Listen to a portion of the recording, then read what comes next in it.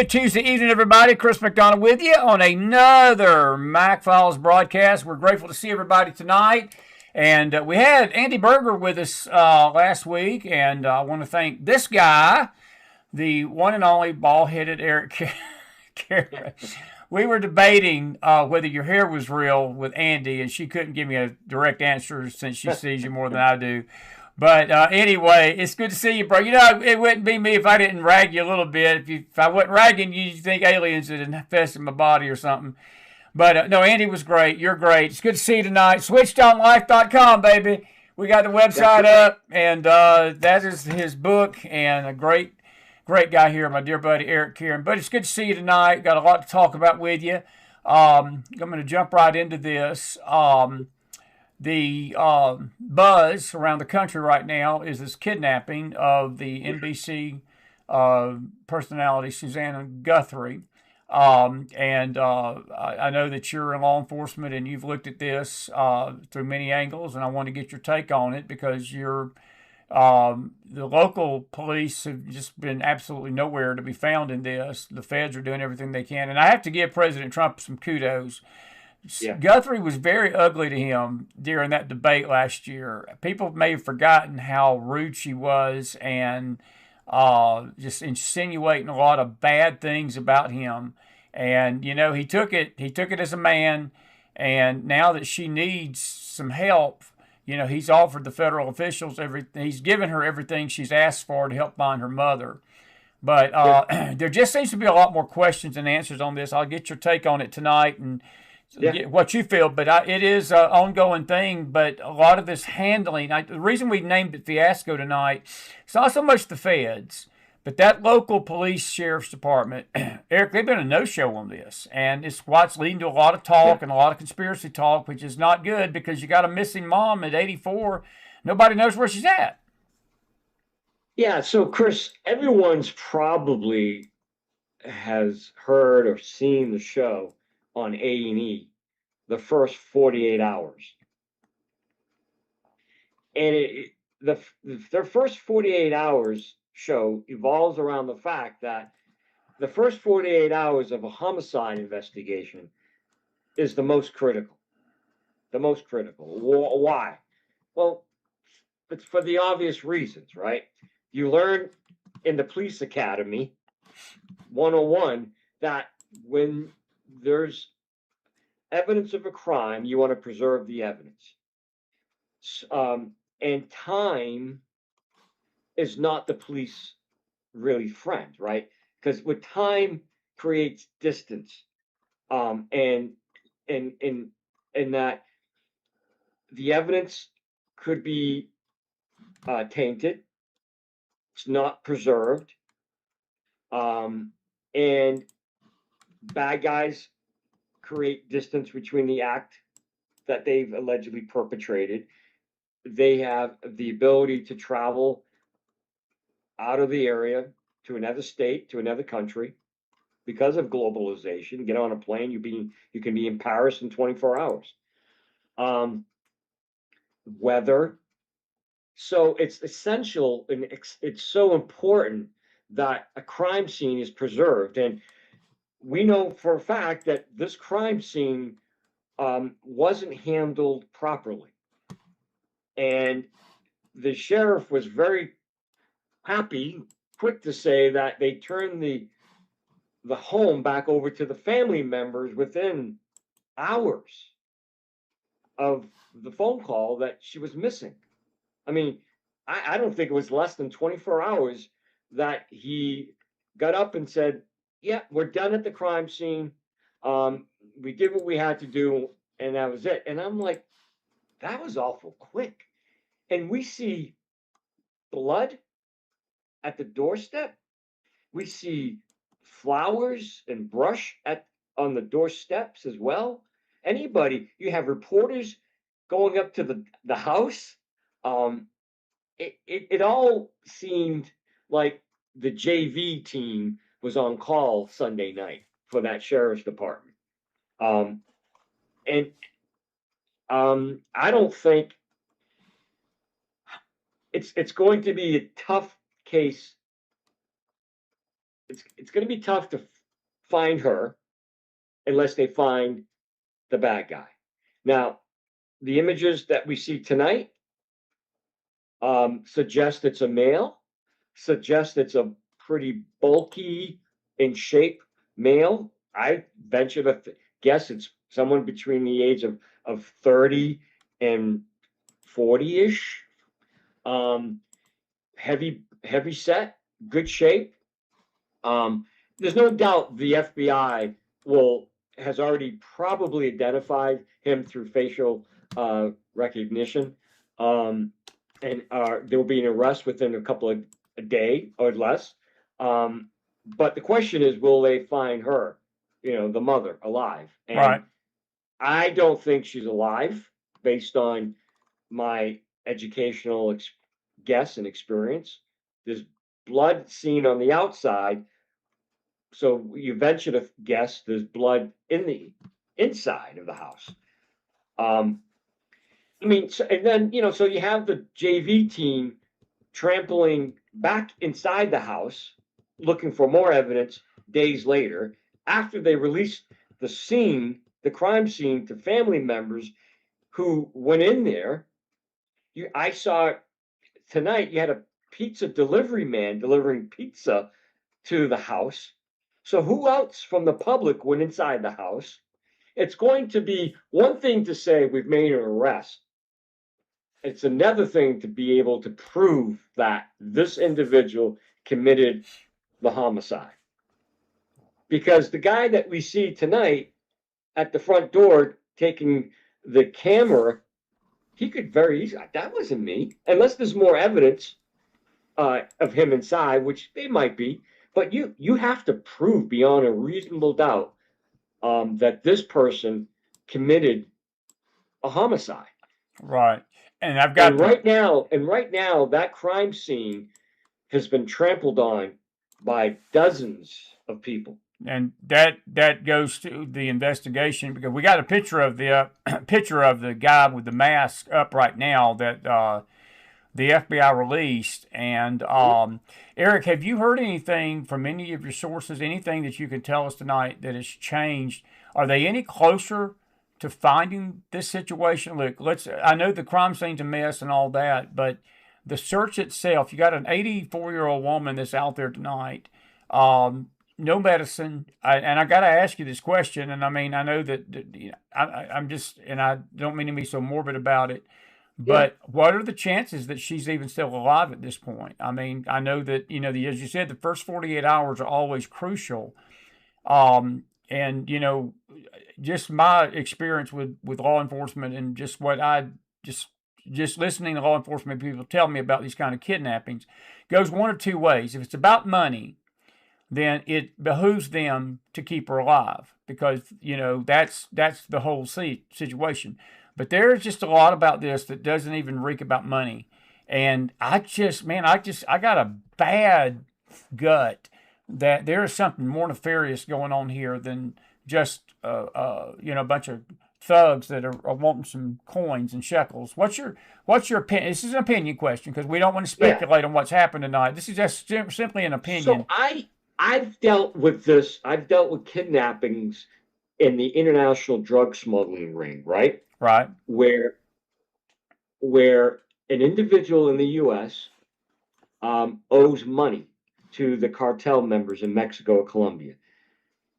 They kidnap a family member say in Colombia, and say to the person here in the U.S., you pay or he or she will be killed.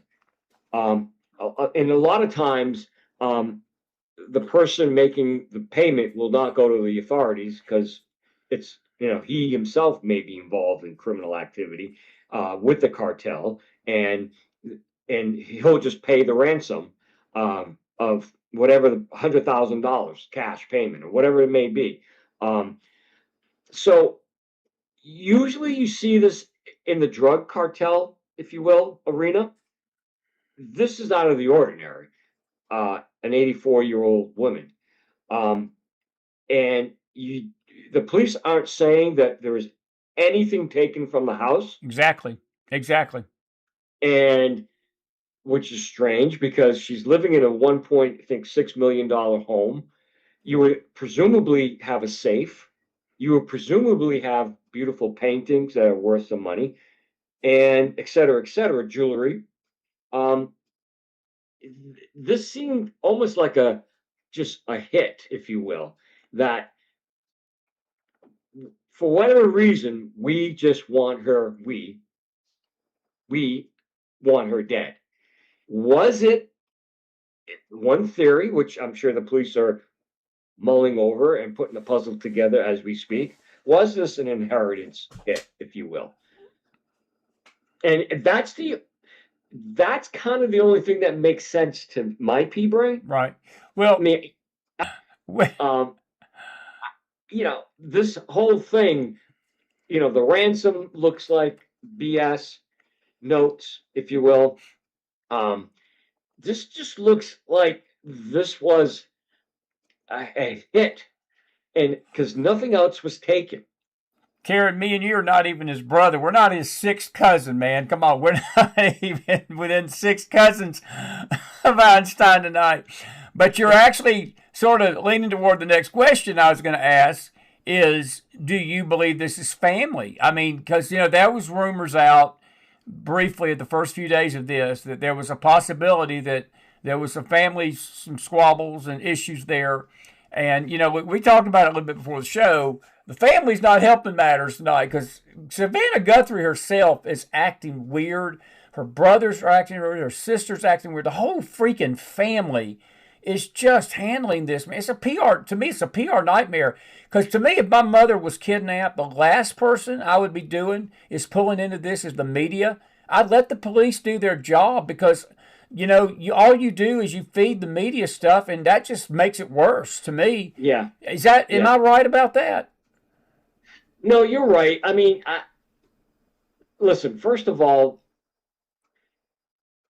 the victim is believed last to be with a daughter and a son-in-law. Right. And it's unclear if both or just one of them dropped her off. I'm not sure why that's a mystery. Because at first the sheriff said that the son-in-law dropped her off. Right. And then he recanted and said, I'll leave it at a family member. He didn't say family members with an S. He said, I'll just leave it at a family member. So I don't understand why be coy, if you will, about who dropped her off that night. I mean, that doesn't seem, if a family, hey, my brother dropped me off that night at my house, and later on that night, Eric is found dead, or there's something that, but the sheriff did not help the case, help himself in that regard. Number one, made it sound very like, what do you mean? First you said the son-in-law, now you're recanting, said we'll leave it at a family member. And now we have all kind of activity at Annie's house that's 4 or 5 miles down the street from the victim's house. I don't see any other activity at any other house in Tucson, Arizona right now. Right. For the last 2 weeks, all we see is activity at one other house. And Annie is a strange bird. I mean, I've seen and listened to her poetry online. It's a little strange. It is a little strange. The whole family's strange. I'm not saying she had anything to do with this case, but she's a little odd. Okay. And if all you had to do is watch the video, and you'd be like, "What is she actually saying?" And then you have the husband. They look like two peas in the pod, and when you look at him, and he honestly resembles the latest images that the FBI just put out. Crazy. His body image. So if you look at the brother-in-law's image from the chest up, He looks about the same height. As the He guy. looks about the same weight. He's got a mustache. He's got dark eyebrows. Now, the eyebrows that we see tonight are well manicured under the ski mask. 'Cause they're not bushy like images you see of him with family members on Facebook and others public. You see kind of a bushy beard, bushy eyebrows. You don't see that with this latest image of the suspect at the front door. But again, there's some resemblance. Yeah. Did you see the video that was circulating Monday? Really, it was Sunday into Monday with the Savannah plea that was identical to a scene in the Silence of the Lambs movie in 1991. And I know that look, I know how the internet is, and people try to make a big deal out of a ham sandwich, but it was creepy. I mean, I have to admit, bro. I mean, it was word for word, verbatim of the scene, and that just adds again to the fuel as to what in the world are we watching and I hate to use this term, but are we watching a show? Are we watching something that is playing out, and there's something that we're going to all be, when we find out the truth about this, we're going to gasp and say, good Lord, what in the world is this family up to? We'll listen. We will get the truth. Oh, I'll agree with that. Eventually, it might take a few more days, but eventually we will get a clearer picture of the who, what, when, where, why of this case. It's going to take some time because the local PD kind of messed it up a little bit the first 48 hours, releasing the crime scene, not doing a proper investigation of the crime scene, and probably not interviewing the brother-in-law and the sister or sisters and gathering up the necessary evidence needed to put this puzzle together. It's taken a lot longer than I probably should have. It will be solved. Will whoever they arrest will have to confess.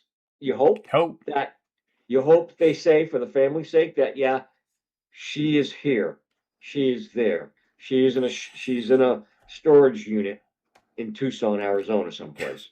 It's crazy stuff, man. Look, scale of 1 to 10, and I'm going to move on to something else after this. Yeah. Scale of 1 to 10, is she alive? 10 being most No. likely, 1 being least likely. 1.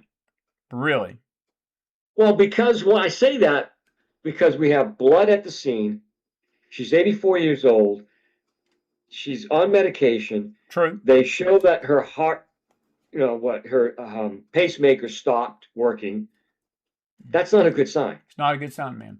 Well, again, I'm not Einstein's brother. No, but that takes out the money motive then, because if you were wanting money, you keep her alive. I mean, that's common sense, but of course criminals don't, they don't operate on the same world me and you do, and I mean it's sort of nutty.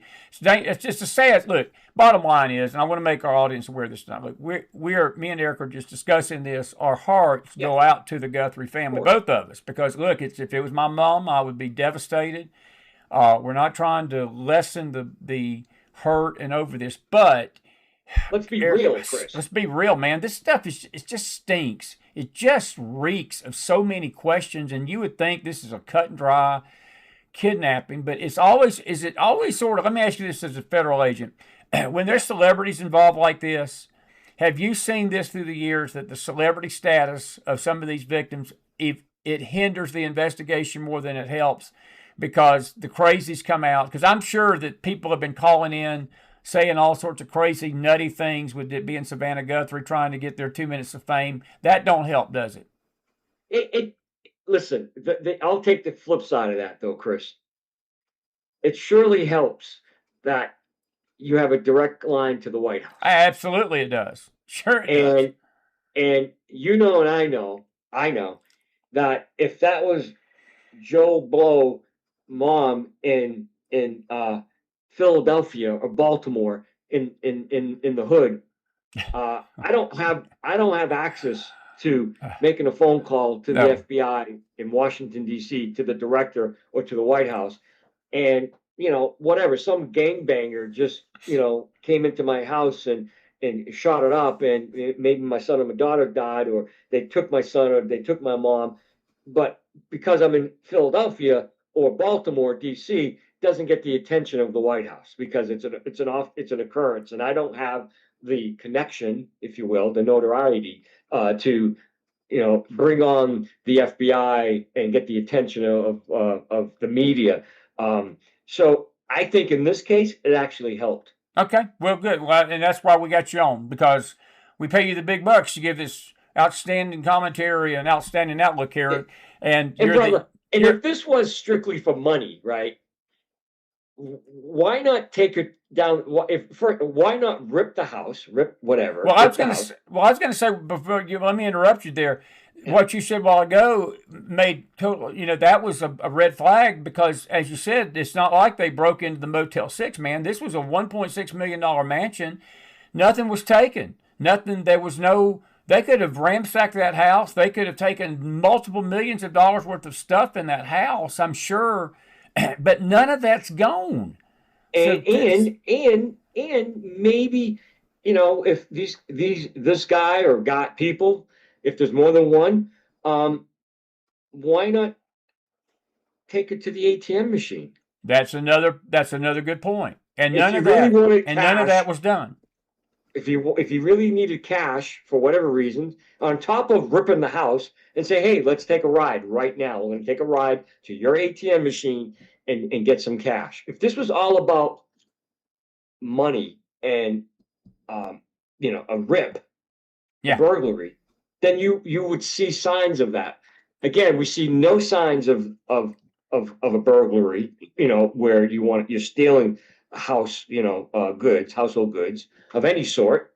And you don't see her being taken to an ATM machine, which is often the case. And what you do see is that this individual probably drove in. Again, the tire tracks are gone because the place has been trampled on by the first 48 hours. There's no tire tracks to the gravel to analyze because it's been trampled on, especially again the first 48 hours.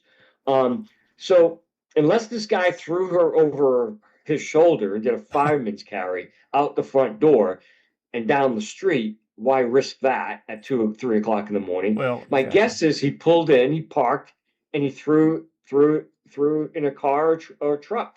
But you'd hope that we have that information tonight, and then they're not releasing that. But to me, this just seems like a hit. The motive, your guess is any good than mine, but the motive to me, I lean towards some type of inheritance issue, some type of jealousy. So this is a family matter. Yeah. A family issue, a jealousy issue, an inheritance issue, where whoever did this knew he or she or both of them were going to get paid of some sort, payment for an inheritance. Why else do this unless it's for some, Well, but Eric, they're not going to get it now. They kidnapped her. I mean, for God's sake, she's dead. I mean, yeah, I know there's a death situation, but with all this hanging over it, no judge. I mean, no estate in the world is going to release funds like this with this kind of cloud hanging over a victim, are they? I mean, that's a fool's errand if they're thinking that's going to happen with all this. But that just goes to show you California and Hollywood, how messed up this freaking country is. And people's heads, how messed up people are in the head. I'm just going to say it. Chris, you know better than I do the satanic cults that are out there as well. Absolutely. And especially in Arizona and California. And again, there's some strange behavior going on with Annie on her videos that she has out there relating to her poem reading, and it's this abstract poetry that no one could follow. Yeah. So listen, we'll We'll follow. Within the next 24 hours, we'll get to. We hope there's an arrest. Well, make me a promise, even if it's this week. I don't mind having you on again. We like having you on as much as we can. But if there is a break, I want you to come back on and share with us, what, and talk about what the finality of this, because I'd like to get your take on that. I want to go on to some other things, and our prayers for the Guthrie family tonight. Look, I pray that they get to the bottom of this, and sad, weird situation though, bro. I have to tell you now, it's just weird. But Bibi Netanyahu arrived tonight in D.C., and him and President Trump are talking. And there is a lot of speculation tonight that we are headed, at least again, for another strike on Iran. Now, there is a lot of debate. We had our dear friend James Akers on last night, and he's not convinced that we're going to do that right away. But I think to bring Bibi Netanyahu over in an emergency meeting does not mean that Trump and him have just missed each other for the last few months, and they're having tea to discuss the Israeli hockey team or the Israeli bobsledding team. I think that there's some serious stuff going on, and I just want you, look, you're an international guy. Iran's always been on your radar because, man, you've always told us Iran's probably the greatest threat, even beyond China. You believe Iran is the greatest threat to this country, and we're headed for another confrontation with them. And I believe that that's days or weeks away, maybe even sooner than that. Who knows? So here's my take. I think the president, as you know, is a master at negotiating business deals as well as foreign policy. So I think this is some chest pounding going on right now. We're moving assets into the region to show the Iranians and others in the region that we mean what we say, and we're going to back it up. And this president is not messing around. He's not a Joe Biden. He's not a Barack Obama. He's not a Bill Clinton. He's gonna keep America's interests at the forefront.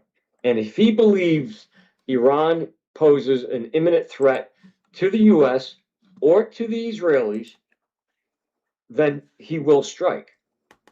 Now, you're right. Netanyahu is not in Washington, to discuss the cherry blossoms coming next month. No, he's not. No, and this was an emergency meeting. I want to make it clear. This was not a scheduled meeting. This happened. He was summoned to Washington almost this week, and he arrived tonight. And again, and Eric, it's just the nature of the Middle East right now, man. Look, it's already a volatile situation.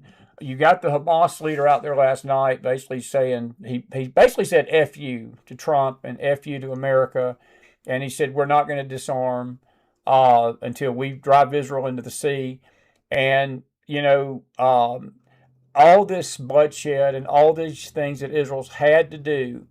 And I just want to, again, hammer a point home tonight. I am so sick. I am vomiting sick of the lies and the rhetoric. And here's talks of genocide and Israel killing kids and Israel killing children. Never a word of condemnation to Hamas. Never a word of condemnation to the terrorism. Twisting the land issue with a bunch of ignorant wretches and ignorant people that need to go get a life, first of all, but they need to have psychiatric help, second of all. But it sickens me, Eric, because all this has been for naught. 2 years since October the 7th, Israel has done everything they can to rid the world of this cancer. But it seems like every time that they do, this is what happens. Their hands get tied, either by D.C., either by the world, either by the media. The media narrative gets so bad that they feel like, oops, that we're losing the PR war. I heard that so much here recently. Israel lost the PR war. I don't give two bit pins. If I was Bibi Netanyahu, I could care less about losing the PR war. I'm caring about protecting my people and ridding this cancer from my backyard. Does he not need to do that tonight? Well, Chris, you're just reminding me. It's the same thing. What you're describing in Israel with Hamas is the same thing President Trump and Tom Holman is dealing with the ICE protesters. Bingo. You're exactly right. And the media here in the U.S. It's the same modus operandi. Attack ICE, demonize ICE, make them look like terrorists, and they're ripping children away from mommies and daddies, and let's do what we can to demonize them, get the media to help us, of course. And you see it every night, calling for the arrest and prosecution of ICE and the harming of ICE agents. We have other police officials at the local level and state attorney generals calling for arrest, and so it's the similar, say, noise that's happening in the Middle East with Israel and Hamas. You're absolutely right. I agree. I just wish we could just rip the Band-Aid off and say, Israel, do what you got to do. Do what you got to do to rid Hamas. Absolutely. Not the Palestinian people. Mostly we call them Palestinians, as you know. They're mostly Jordanians from Jordan, that found their way into Palestine. That's so. Most of the people in Palestine, I would venture to say, the Palestinian people want peace. You probably have, and you can tell me if I'm wrong, Chris, but I venture to say that you probably have, say, 5% of that population, or maybe 10, who are evil killers. I don't know how much Hamas controls, say, I'm not, that is infiltrating the entire population. It's a good question. And I will say this, Eric, this is my take on it. Slightly different, but it's not, we're on the same, or we're coming at it this way. We're both coming to the same conclusion. Please. The Palestinian people elected Hamas. The Gazan people elected Hamas to rule over the Gaza Strip. They elected him, just like they have elected the Palestinian Authority. So I don't let them off the hook. Now, the percentage of people that are actually terrorists within that group of people may be small, but I will tell you what, the ideology of hate, the ideology of wanting Israel destroyed, it's in all of them. Because there's not any Palestinians tonight. Whenever Hamas did this, whatever Hamas did on October the 7th, there were many a Palestinian that were assisting them. There were many a Palestinian applauding them. There were many a Palestinian thinking, hey, this is our moment. We're about to get Israel out of the way. And I've got no sympathy tonight for the Palestinian people in this sense. They chose this path when they put Hamas over them as rulers in 2007. They made that choice. And when you put a terrorist organization, knowing good and well that they're going to do this stuff to Israel, knowing good and well that they were going to perpetrate violence, you live by the sword, you die by the sword. That's just a biblical principle, brother. It's a biblical principle. And if you're going to foment violence, and Eric, no other country on this universe would put up with the crap and the mess that Israel's had to put up with, really going back to her existence almost 70 years ago. And not just clean house in the Middle East. And, she's had to endure this, and she's always blamed, and this is what sickens me. She's always blamed for the violence. When she's attacked, there is not one war in her history, not one, that she started. She didn't start October the 7th. People out there claim she did because she's an occupier. They can't even spell occupier. Some of these crazy kids and all these idiots running their mouth on X and running their traps and acting like they're some Middle East expert. I'd rather listen to Bugs Bunny talk about the Middle East and some of these nuts. Now, Caron, I don't put you in the same category as Bugs Bunny. I think you're a lot smarter than him. But I'd listen to Caron about it. But you know what I'm getting at. But you've got. Go ahead. Chris, just tell me, because I don't. I want to, switch it up a little bit, Chris. What do you think is the answer? What do you think the after all these decades of fighting Hamas and the PLO and the other terror groups, and what's the answer? Because we can't kill our way. I don't think the Israelis can kill their way out of this. Well, they can't kill their way out of it, Eric. It's a spiritual answer, and I'll give you the spiritual answer. There's I'll give you the spiritual answer first. Jesus Christ. This region of the world is not going to see peace until the Lord Jesus Christ comes back to this earth. It's not going to stop. From a political standpoint, Israel has a right to defend herself. She's been attacked already. To me, whatever she does at this point on is justified. I don't care what she does. And that's why, and because let me tell you something. If Mexico did this to us, okay, you know this, federal agent. Let's just say Minnesota. I'll just use Minnesota. Let's use these ICE protesters, okay? What if one of these ICE protesters gained a little army? What if they put a little militia group together, okay?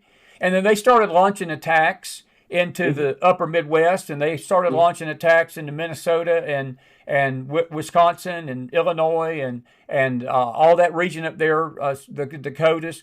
What do you think we would do as a government? You know what we do? We send the freaking Marines up there, and that little militia group and whoever they were, I don't care if it's 10,000 of them, they'd be obliterated, brother. Yeah. You know, and I tell you what, it's not a genocide to do that. So let me remind these Jew haters tonight that when you defend your country, and you have a right to defend your country after you've been attacked, to kill, I don't care if they kill them all. That's not genocide, Eric. That's defense. It's self-defense. Don't let me get fired up about it. I'm getting switched on, baby. Well, I do think you're right in that it's going to take the Israeli government will have to clean house and push, get these people out and maybe form a different, bring them to, get Jordan to help out, get the Egyptians to help out, but clear out that area because it is infested with terrorists. Yeah, and this will continue another 10 years. But Eric, I don't think Egypt and Jordan, Qatar, I don't think any of those Arab nations, Turkey, they talk a good game. They run their mouth, the Saudis. They'll talk publicly about how they're all about peace over there, and then they'll sit there and finance Hamas. They'll finance these terrorists that you just talked about, buddy. You can't talk out of both sides, your backside, your butt, and your mouth at the same time. And that's what all these Arab countries do, man. See, we need to elect, you need to elect McDonald here. Just let me handle this for about 2 weeks. Trust me. I cleaned this mess up in about 2 weeks. Now, Eric Caron would disown me after what I'd have to do to fix it. But I'm going to tell you something. McDonald would light a torch to the whole thing. I'm telling you, I would. And I wouldn't care what CNN said. Because I'm going to protect my people, Eric. And look, I'm going to tell you something tonight. You asked for my opinion. Bibi Netanyahu. I believe President Trump's done a great deal to try to keep peace. You know who I believe deserves a Nobel Peace Prize? Is Bibi Netanyahu. He's done everything he can to keep his people safe. And he's tried his best to protect Israel from these enemies. And the only people that don't believe that are people that hate Israel and they hate the Jews and they're anti-Semitic bigots and they're anti-Semitic demons and they're full of the devil and they need a deliverance session and a history lesson about what is true and what's not in the Middle East tonight. And I got no problem saying it. We've lost a plethora of people over this issue, and I am just sick. I've got nothing to lose at this point to just let it all hang out. And let the chips fall where they may tonight. Because I'm going to tell you something. That little tiny country, brother, is the only thing that's standing between us and a complete jihadist Middle East. Am I right? Oh, yeah. You're absolutely right. I mean, they are a country that we can truly rely on for help, military help. And, yeah, you're right. They stand in the gap with us against evil. And we'll see.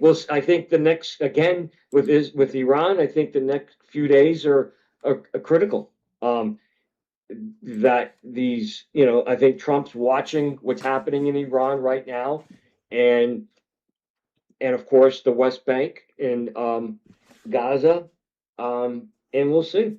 Yeah. Well, I hope these popcorn theologians and these popcorn experts on the Middle East will just shut their trap. But anyway, we'll talk about that as that develops. Let me ask you this. You mentioned the ICE protesters in Minnesota. You've been on the front line of this, and you know what these ICE agents are up against. I want you to speak about this a little bit as we wrap the final segment of this tonight. Um, Eric, they're in a no-win. They are just in a no-win right now, and they're trying to enforce the law. And these laws are on the books. It's not like they're making this up as they go. They're Yeah, trying to get illegals out of the country. Can I ask you a blunt question? Is it sure. illegal for if you're here illegally? Are you not committing a crime? You are. Okay, then why is it that the Dems, who need to be outlawed, your statement to me several times on this show that the Democrat Party needs to be outlawed tonight. So if they go and get Susie out of a grocery store that's here illegally, they're going to get a criminal out of the grocery store that's here illegally, correct? What bothers me is that you and I, let's just hypothetically, this is a good analogy. Eric's driving down the street. I get pulled over. I get stopped for speeding. Lo and behold, Eric is drinking. He's drunk. Correct. Eric goes to jail because they run a check. They see Eric is wanted for murder out of California. So the police department, what do, Chris? The police department say we want to make sure the warrant's still active. We want to call California to make sure that they'll come and pick him up, and we're going to hold him. And California says, yes, we want Eric Caron wanted for murder out of California. We'll be there to get him. They come, and the local police, whoever it may be, TOT turns over to the California police authorities to be prosecuted, brought back and be prosecuted. Why is it so difficult for people to understand that when the local police, state police, sheriffs come in contact with someone who's wanted by federal agents for crime, they feel obligated to release this person or this criminal back into population so they can again rape and murder somebody else? Corruption, Joe, buddy. Corruption. Hey, you had a judge. It wasn't an illegal situation, but to answer your question, you got a bunch of judges on the bench tonight, Eric, that are as corrupt as the mafia. You had a black judge that had a kid in her courtroom. The jury recommended 65 years for what he did to a youngin. It was rape, child rape. She cut the prison sentence in half and basically alluded to the fact that if he behaved himself for maybe a year, she's going to cut it even lower. Go to 65 years to maybe less than 5 for raping a child. Brother, when you got that kind of crap going on in your country, you have lost your legal system. And it doesn't shock me that if we can't even fight our own crime and we can't even get judges to rule from the bench right about that, we sure ain't going to get them to defend ICE and to do their job with these illegals, because these illegals, Eric, this is their voting block. This is how these people stay in power, correct? Listen, on the Statue of Liberty, it says, give me your tired, your poor, your huddled masses yearning to breathe free. We've allowed our politicians to flip that, to say, and give us your criminals, give us your terrorists, or give us your mentally ill people. And we've allowed our politicians, who many of them are attorneys, who take an oath and who are officers of the court, to obstruct justice and aid and abet these criminal aliens. And that's why I wrote an article, and it's up on my website, it's switchedonlife.com, and it's on my Facebook page, Switched On Life. I wrote an article for Law Enforcement Today, and it's titled Advocating for Suspension of Law Licenses for Politicians Who Obstruct Immigration Enforcement. Right. And it's on Switched On. It's on my Facebook page, Chris. And and people say, well, what do you mean? Well, let me just read this really quick, Chris.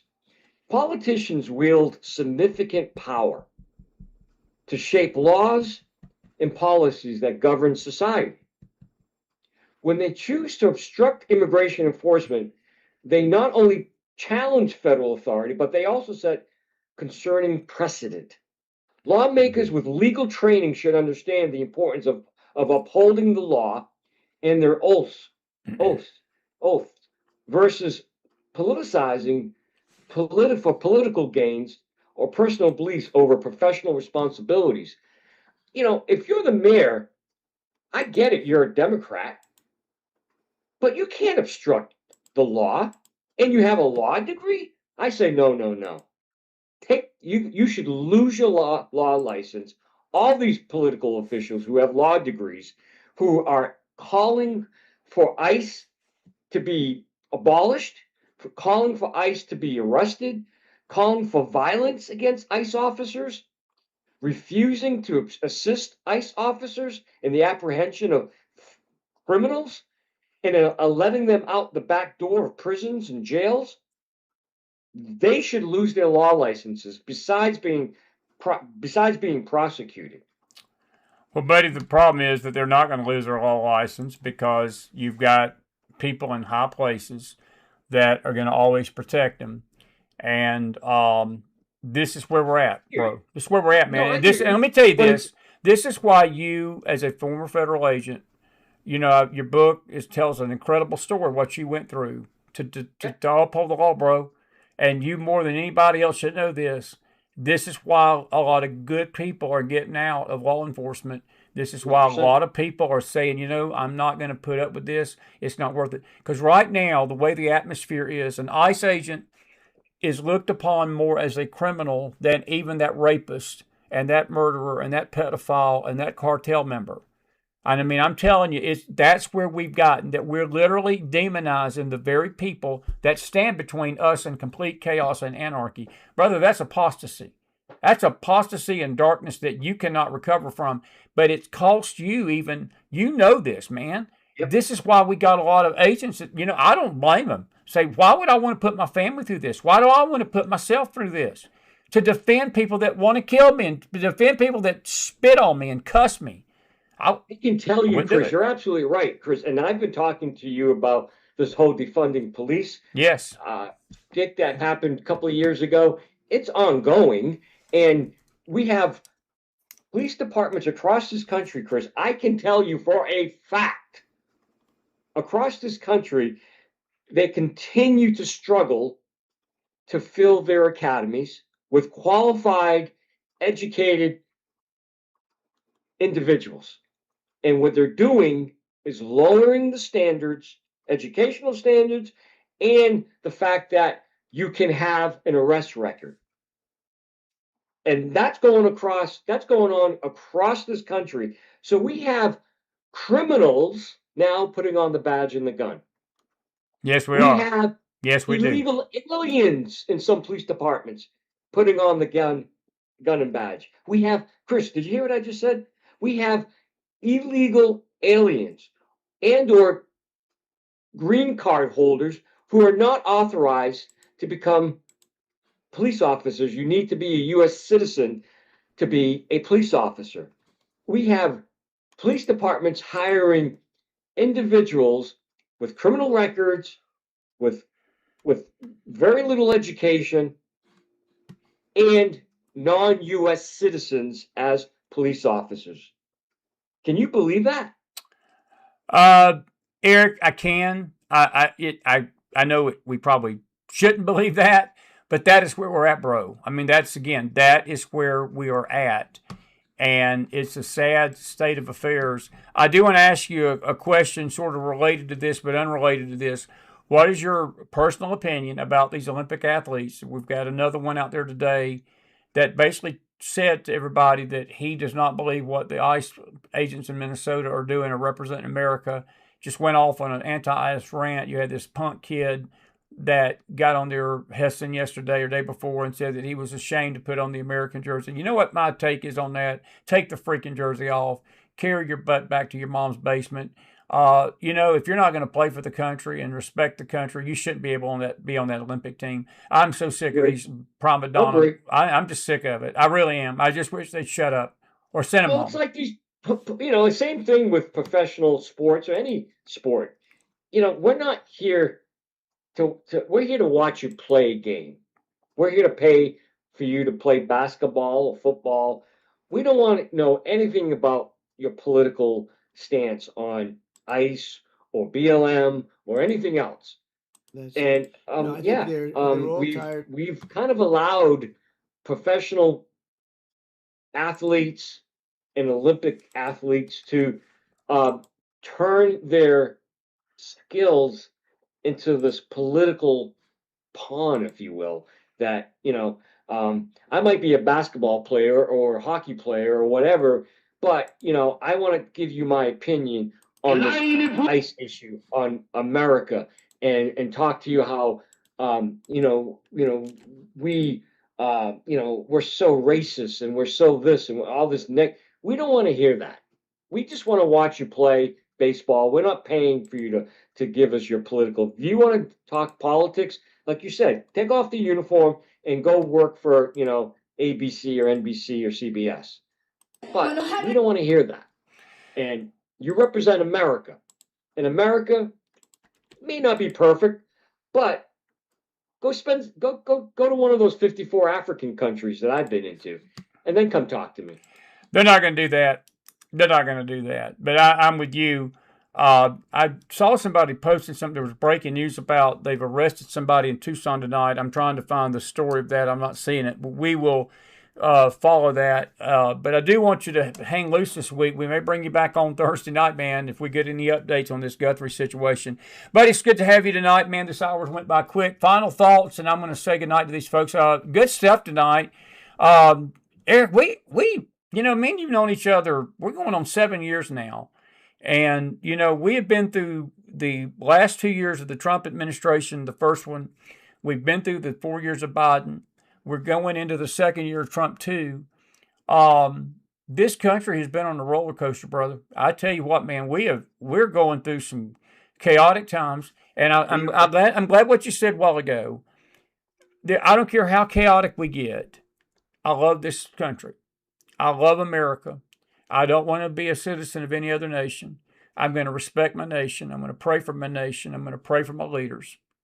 But I think that we have a right as American citizens to want our leaders to be people of integrity in the sense that they protect the law, they uphold the Constitution, they uphold the law, and they have voter integrity. And we're not getting any of that. We're not getting any of that, bro. Trump's trying his best to stop some of it, but he's just a man. We, the people, are going to have to step up to the plate and say we're going to demand it and stop this train, man. It's about to crash into the ocean if we keep going. I do see. I continue with the election of President Trump. I do, in my heart, and what I see, a slow turnaround of the American people, and more people like myself, like you, have the courage to speak out against evil, speak out for justice. Where under the Biden administration, I know, Chris, everybody, a lot of people who were good, the good people, just sat on their hands and That's so didn't true. want to speak. That's so true. And I know firsthand that I got criticized. And so I think the American people are waking up to the fact that politicians' number one job is to keep you safe. And too many good Americans are getting maimed, killed, raped, hurt by illegal aliens. And we see elected officials, local, state, federal, advocating for somebody who just committed a crime. And I think that is going to be the demise of the Democrat Party. That good people of this nation are finally waking up to the idea that the number one job of our elected officials that we elected is to represent us for safety and security. That's it. Yeah. They have been detained in Tucson, not arrested tonight. We'll verify that and clarify that. But keep keep yourself handy this week. We may get you back on, man. And we do want to do a panel with you and Andy. She was absolutely fantastic last Tuesday night.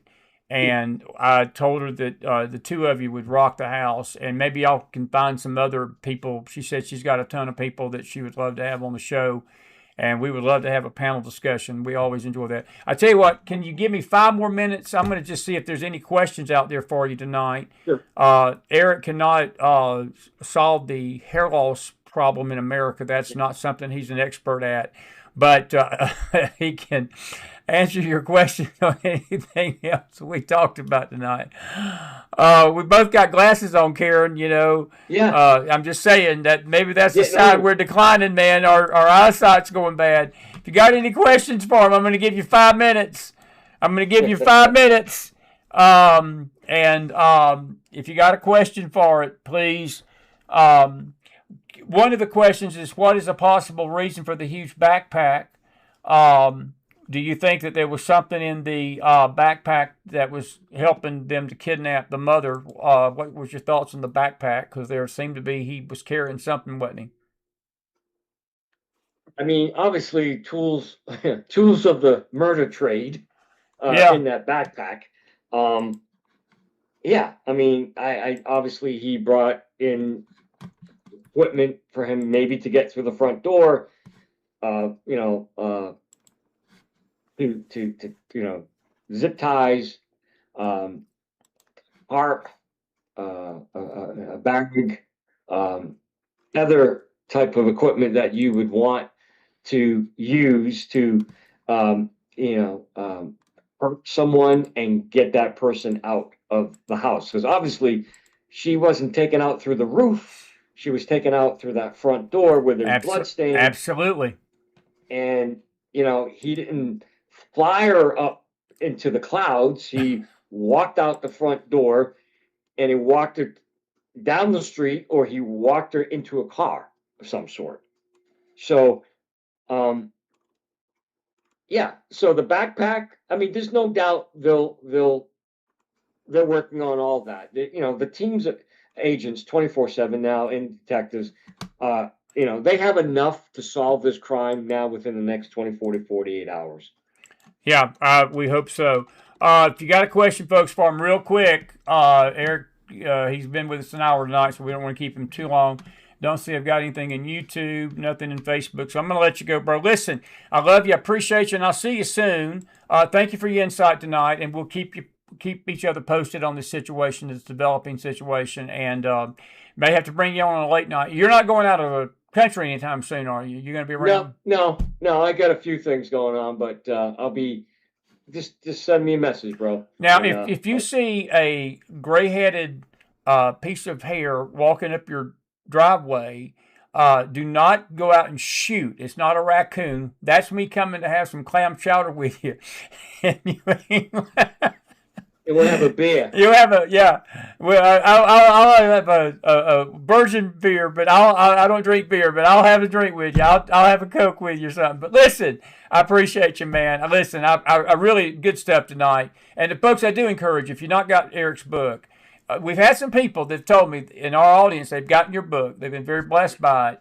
And for those that haven't gotten it, it's a good read. Now, have you done it on audio yet? Have you done the audio? Yeah, the audio's up on Amazon. It's on Amazon, so I'd like to get that too. Okay, sounds good. Yeah, so just go to Amazon, put my name in, Eric Caron, Caron, or Switched On, The Heart and Mind of a Special Agent is the full title of the book, Switched On, The Heart and Mind of a Special Agent. And the audiobook is done really, really well. I'm very proud of the audiobook. And if they don't get your name pulled up that way, just put the 16th cousin of Albert Einstein and see if that pulls it up. So since he said he wasn't the brother. Man, appreciate you. Have a good night.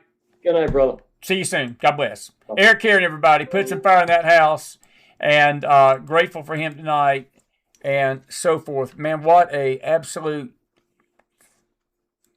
interesting take on things, and that's why we bring people like Eric on, because we know we get the straight shoot. And good to hear from him tonight. Chow, I didn't see your question till now, but do you think the suspects are local to the area and knows Nancy's routine. I do. And I think Eric sort of alluded to that this tends to be something relating to the inheritance because I look at it this way. I think if it would have been something more money related, that would pretend somebody out of the area coming in. They knew her routine, and what he just said, they walked her right out the front door. So I do. I think it's somebody local, and I personally think it's a family member. I do. I mean, we may be proven wrong on that. We don't know that to be, facts. And we've learned this, that when we conjecture something and sometimes the truth comes out and we're like a mile away from it. We may be 10 miles from this. It may be somebody. I don't know. My personal opinion, since you're asking my opinion, yes, I do believe that. I believe it's somebody local. I do. And we'll see. We'll see what happens. And anyway, good to see Deanna in the house tonight. Chiming in. Good to see you, friend. And good to see all our folks over in Facebook as well tonight. I've got a couple of videos I want to share with you tonight. And some of these are, it's just the way the country is. But this first, there was a situation in Australia that happened here just in the last few days. And I want to talk about it a little bit tonight before we let you go. Basically what happened is that Israel President Isaac Herzog, he was invited to come to Australia by the Prime Minister. He visited to console the Jewish community because of the Hanukkah massacre on the beach in December, and the protest across the country in the capital cities by the same crowd since October the 23 erupted. And in the state of New South Wales, which is Sydney, where the massacre occurred, the protests were out of hand. The police responded, but they're under the state premier like our governors. And this was a huge change since the pro-Palestinian protests in Sydney House in 23, where there were chants of hate the Jews. And now the far left is screaming police brutality. But this is a picture of that same group protesting. That's Palestinian people running from the event the other night in Sydney. That is Sydney, Australia. What the fuck? Pardon the language. Pardon the language.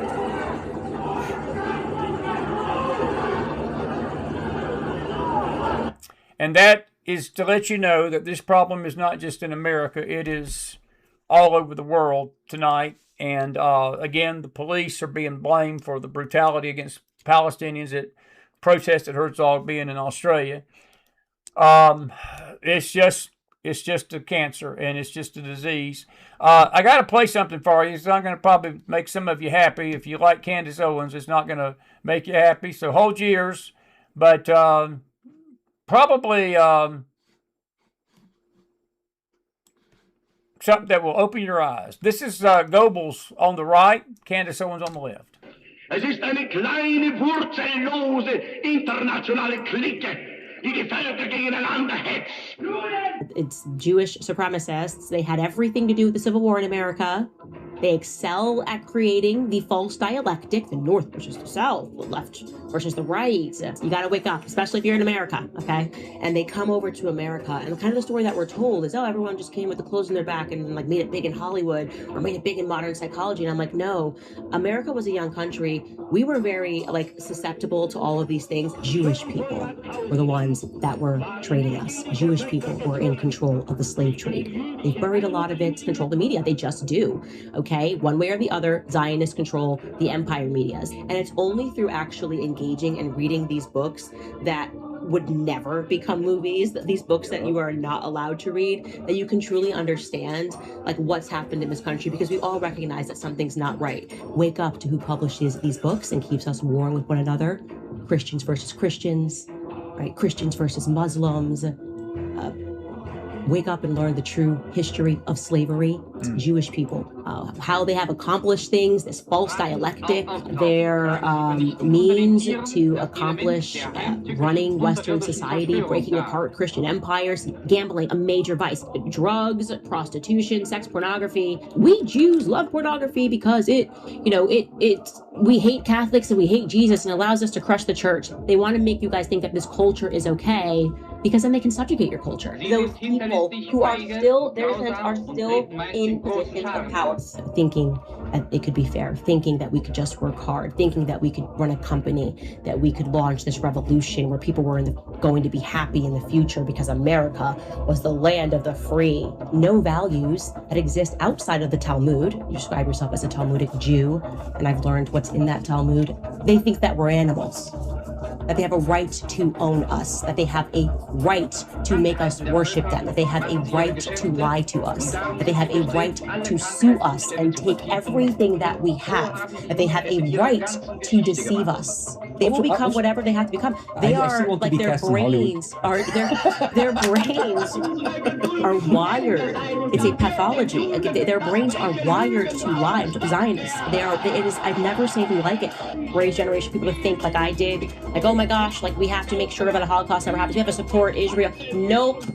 Now we are reading the books. We're learning about how you've executed this. You've blindfolded the entire world to what you are. And what I think you might be is possessed by a real demon. This is for them a religious philosophy, a racist perspective that we are goyim, meaning cattle that are meant to be herded and ruled over. And there's a lot of people, and would they, if they could, mass kill everybody in this country? Yeah, they would.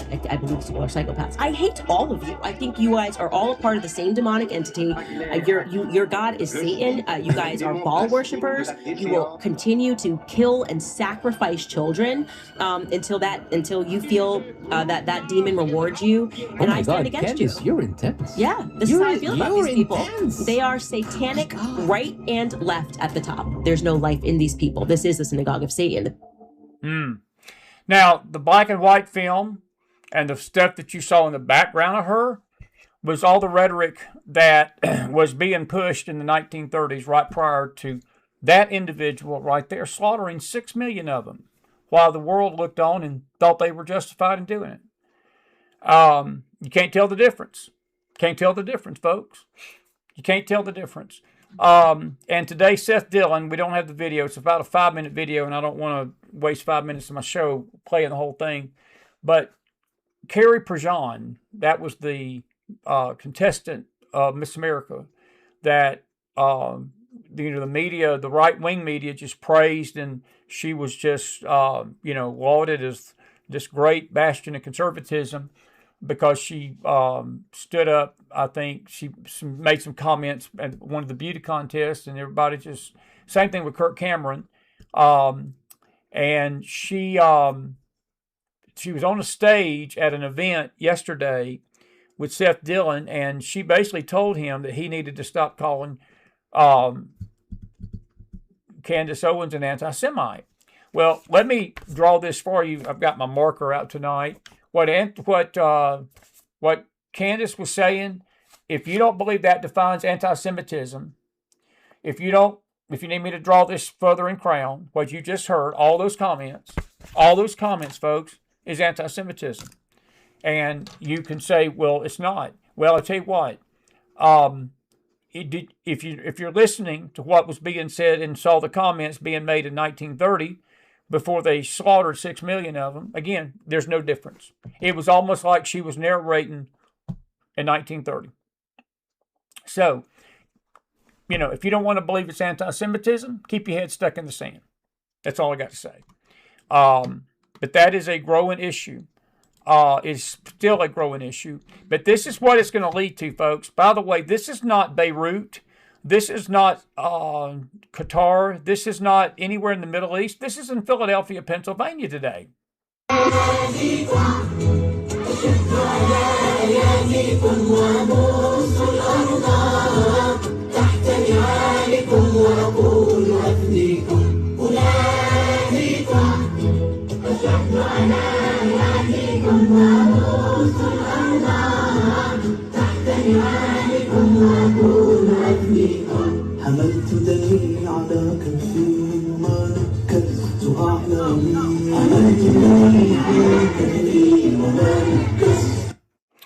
Again, I want to play that again. That is at a school play in the good old city of Philadelphia, the city of brotherly love. You see all the Palestinian flags? Those kids are carrying Palestinian flags. He says, I'm going to sacrifice my blood and under my palm.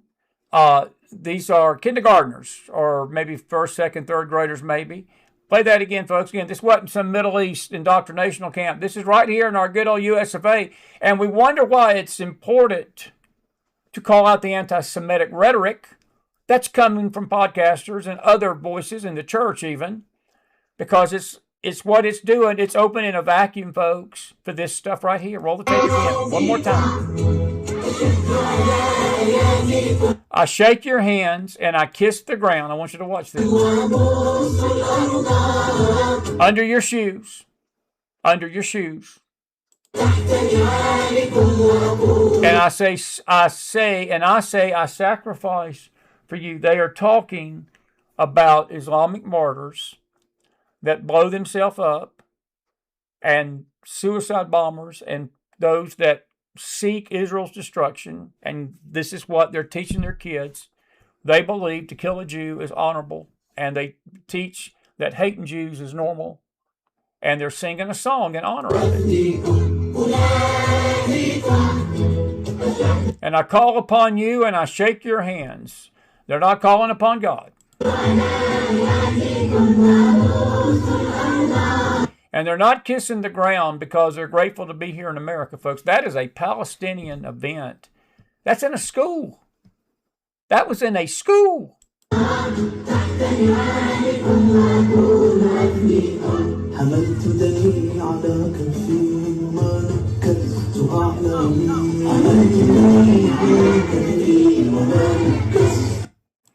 And this is another video very similar to that in a neighboring school. ونقدم الأرواح دون تواني وسنضرب الأعناق عن أجسادهم ونحرر الأقصى الحزين العاري ونقود جيش الله منجز وعده ونسومهم سوء العذاب القاني.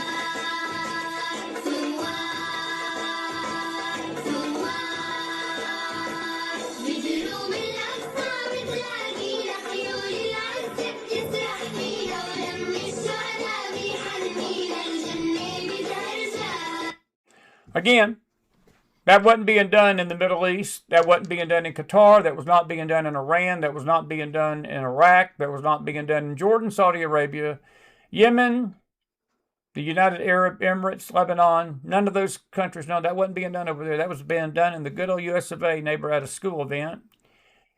Being paid for by your tax dollars, we will defend the land of divine guidance with our bodies, not the land of America. We will sacrifice our souls without hesitation. We will chop off their heads. They're not talking about fellow Muslims. Whose heads are they going to chop off? First the Saturday people, and then the Sunday people. First the Saturday people, then the Sunday people. We will liberate the sorrowful and exalted Alaska Mosque. That's a reference to the temple. They're basically declaring that they're going to shed blood to take over that temple and take over Jerusalem. We will lead the army of Allah, fulfilling his promise. These are kids, folks. This ain't an adult event. These are children, right here in our good old US of A. And we will subject them to eternal torture. Wow. I think I need to send Candace this video and say, why don't you come be the ringleader? Because basically what you're saying is no different than what these kids are saying. By the way, the rebels they're calling there, they're not calling rebels against the U.S. government. They're saying anybody that is against Islam is a rebel. That's what the whole shebang of Islam's about. Anybody that does not submit itself, Islam means submission. They are a rebel in their minds. In these children's minds, they're putting on a play, looking like to me like they're chopping somebody's heads off there. Look at the headband. Look at that. Glorious steeds call us and lead us on to paths leading to the mosque. That is war. That is a call to jihad, folks. That is an Islamic call to jihad. the blood of martyrs, Islamic martyrs, that killed themselves for the sake of killing Jews and Christians, protects us. Paradise needs real men.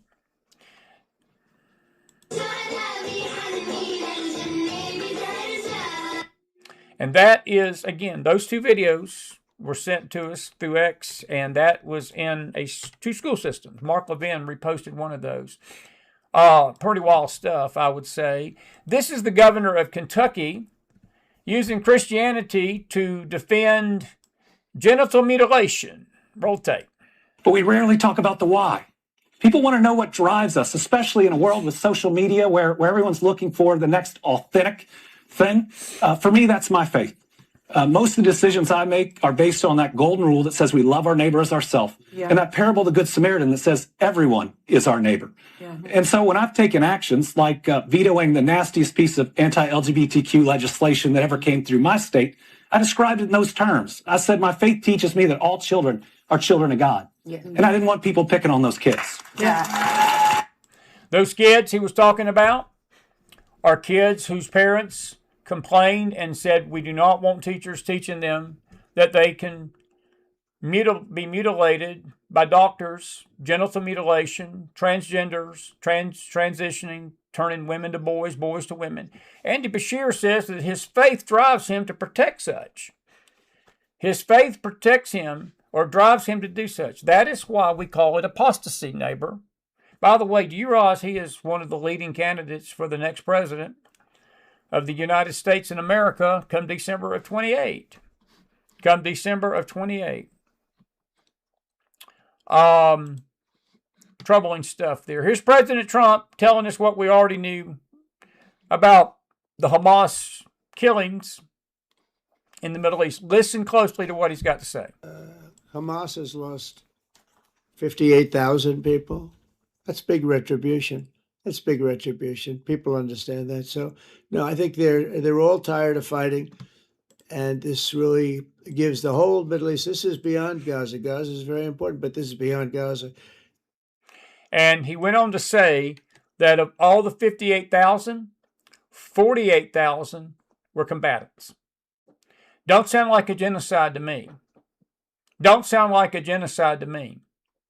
It don't sound like Israel went into Hamas with the intent purpose of killing children, Candace, or Tucker, or Hodge twins, or Matt, or all you other gutless, guileless, vile individuals that have spread those lies and rumors on your YouTube channels and Telegram pages and Facebook pages, which you should be ashamed of. Many Christians have shared that kind of lie.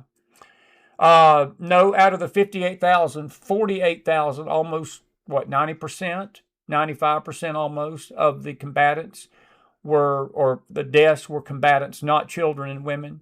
And yes, when people go into war zones and Hamas is hiding behind hospitals and hiding behind universities and hiding behind churches and hiding in churches and hiding in these places and going into homes and hiding in these homes, people are going to die.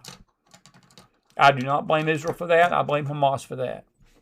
But that's a point of, I think I need to send that one to Candace too, because she's out there claiming Israel's always killing children. Her comments tonight, I got to read this comment to you.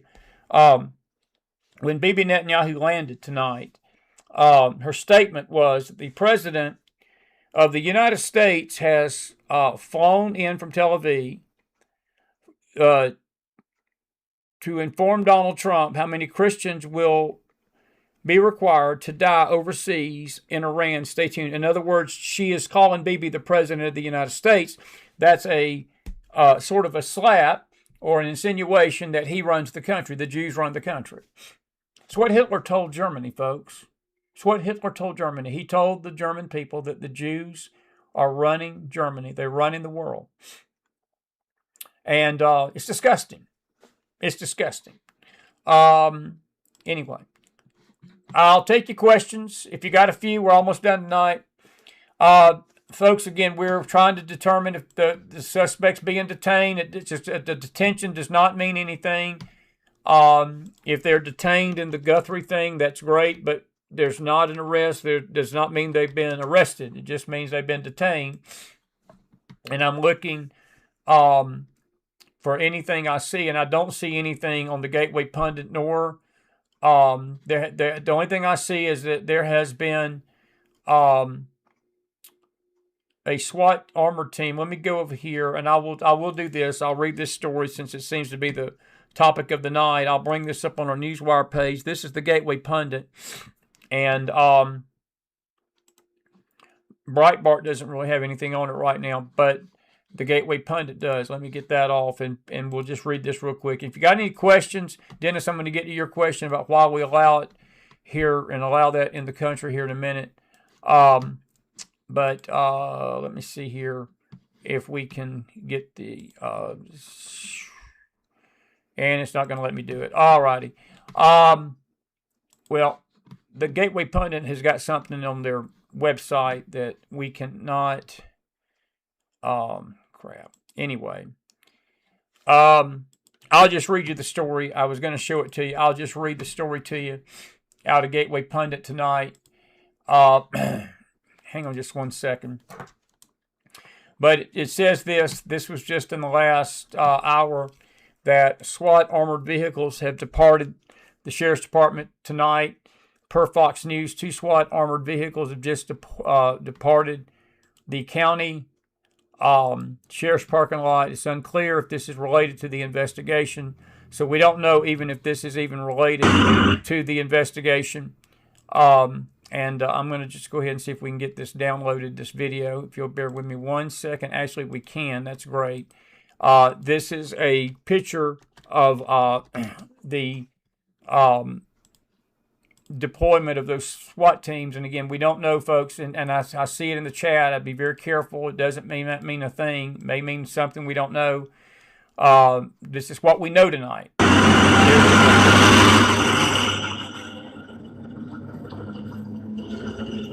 That's the SWAT team leaving the Sheriff's Department, and that's all we know. And even the Gateway Pundit does not have any kind of reason for that, and no statement has been released on that. So we'll just play it by ear, you know. And if somebody has been detained, you know, they will release a statement later tonight. This is a developing situation, and we will follow it throughout the week. Well, Zella, I know you've seen it on Hannity, and it's just it's always it's you know, again, you know, it doesn't matter where we've seen it. It's on the network. But what I'm trying to get across is that it doesn't mean anything right now. It may be something. Even the Gateway Pundit is reporting that it's not. They don't know if it's even related to it. So it's a given that it's out there, and we're just trying to find out what is happening there. And I'm not going to say whether it's one way or the other right now. Anyway, any questions, folks? Any questions? And the 2 questions from Jason and Stephen is, does Candace know that our Lord Jesus Christ was Jewish?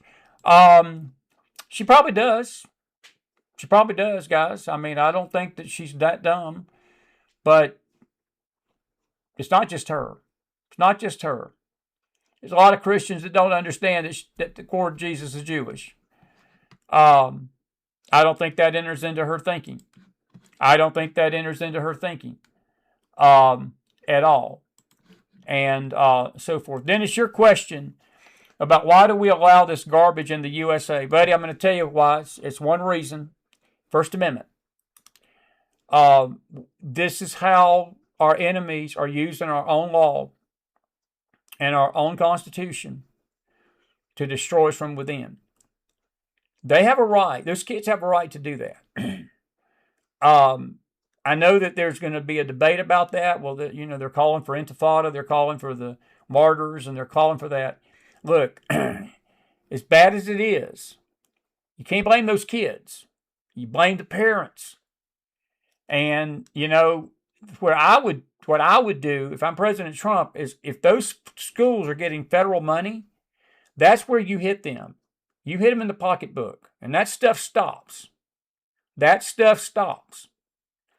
And these colleges didn't get the message. Some of them got their funding pulled, and the protest stopped. It's amazing when the funding got pulled that this crap stopped. So why do we allow it in garbage? I can't tell you why, other than just demonic influences in our nation, Dennis. But unfortunately, it is a First Amendment. They can say what they want to. I mean, look, there's a lot of stuff out there. Candace Owens is free to say what she's wanting to. I'm also free to say that she's a demonic witch and an anti-Semitic hag.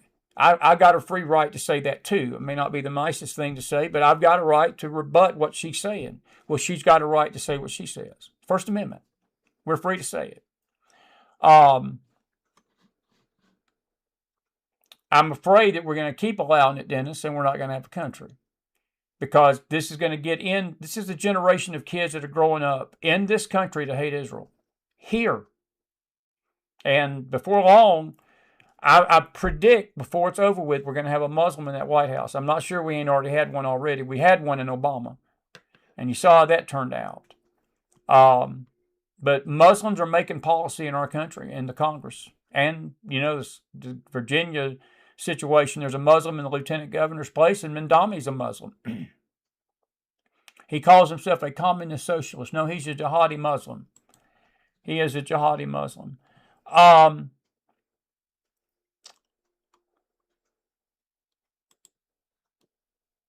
But anyway, Roger, you said the Muslim seeds have been planted in America and are growing. Yes, they have been. Elaine, you said, guess she's never read the Bible. The Jews were slaves for 400 years. That is very true, my friend. Very true. Roger, you said, I heard today in the UK that Christians are being arrested for praying for people or for handing out Christian literature of any kind. Have I heard of that? Roger, that's been going on for several months. And I tell you, not only are they doing that, they're going on your online social media pages. They're arresting people for Facebook posts. There's a lady right now that's going to spend the next 5 years in prison for posting an anti-government statement against the government of UK.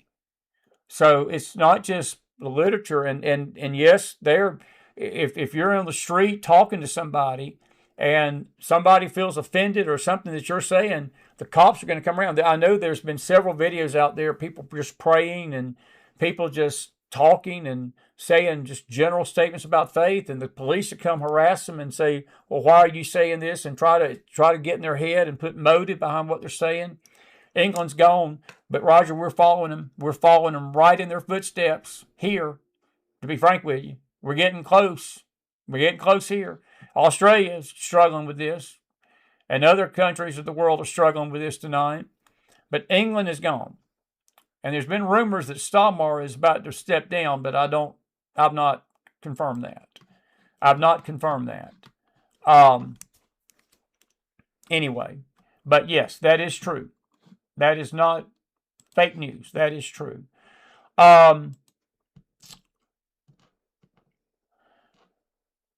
Jason, you said when something doesn't make sense, usually it makes perfect sense. It's all about the money, bro. It's all about the money. Good to see you tonight. Hope you're doing better, man.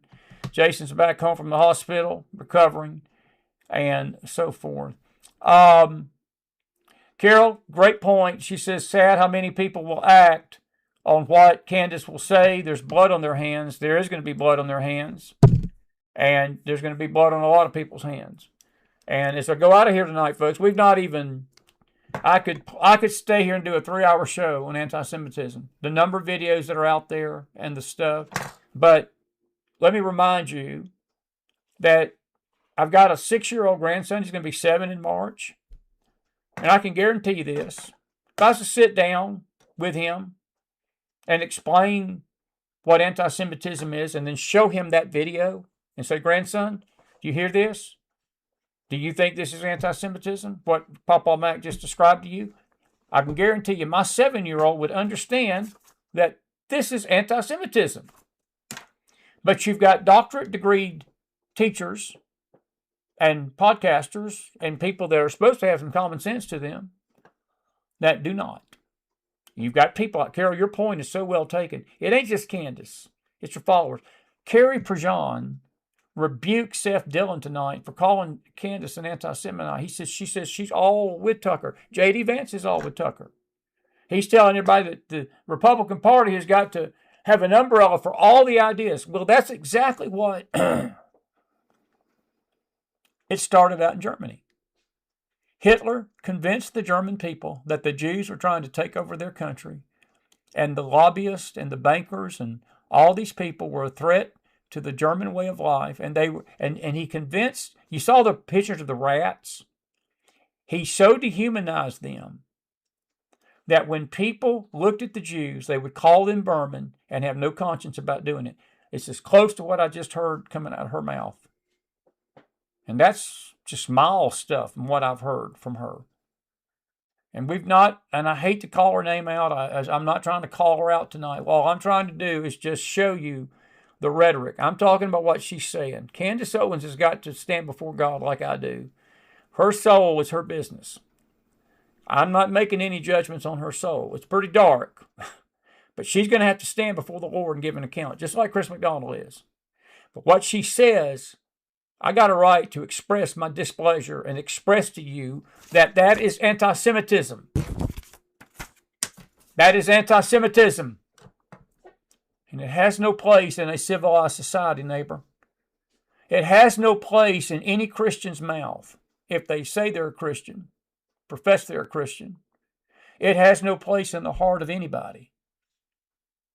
No more than any kind of racism does. Racism is always two ways. It's always two-way street. All right. It's 11:30 or 10:30. Yep, 10:40. So we're going to get you out of here tonight at a decent hour. We're going to get you out of here at a decent hour. And let's see here. Any other comments? Joan says, I'd stay up and listen to your 3-hour show. Joan, thank you. She's such a sweetheart. She's a regular in her morning Bible study. Well, Joan, I tell you what.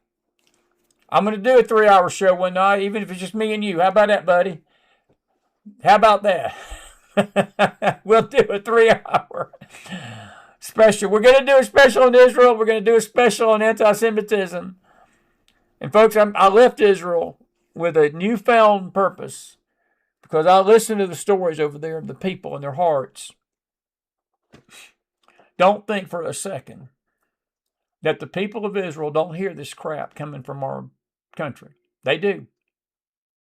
I didn't talk to too many over there that was not aware.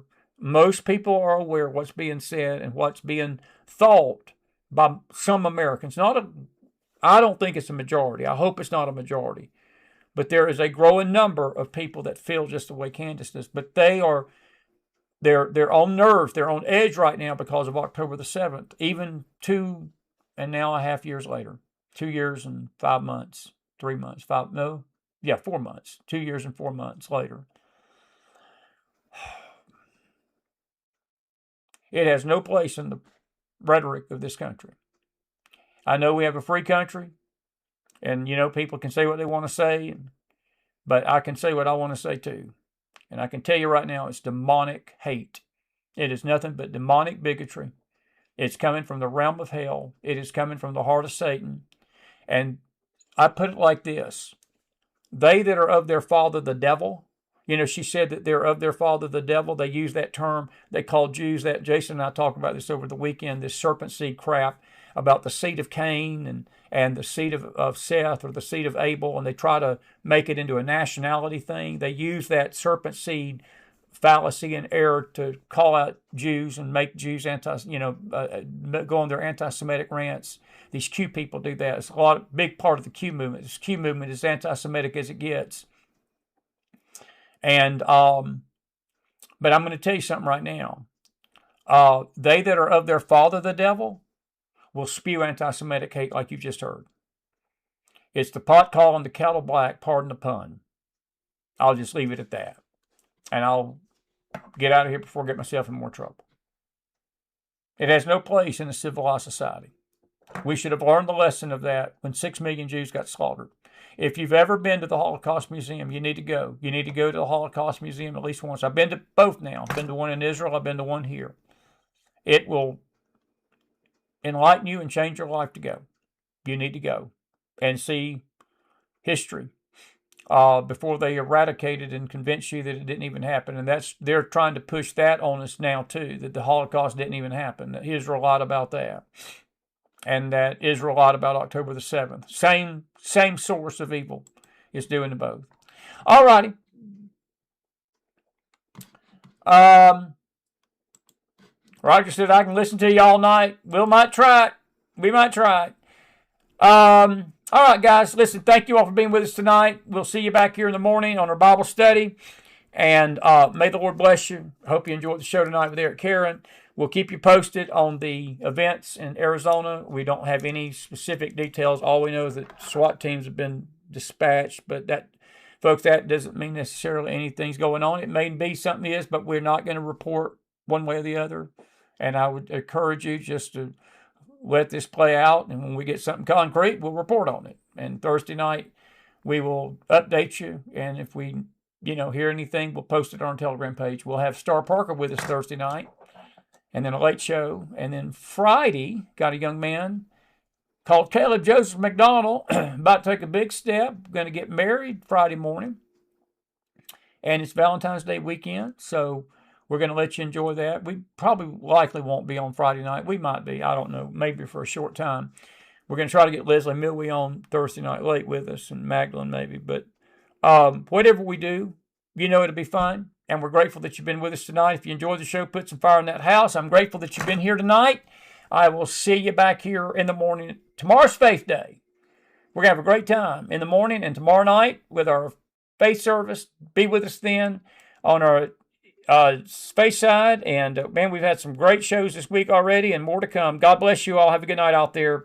Put some fire in that house. Have a good night, everybody.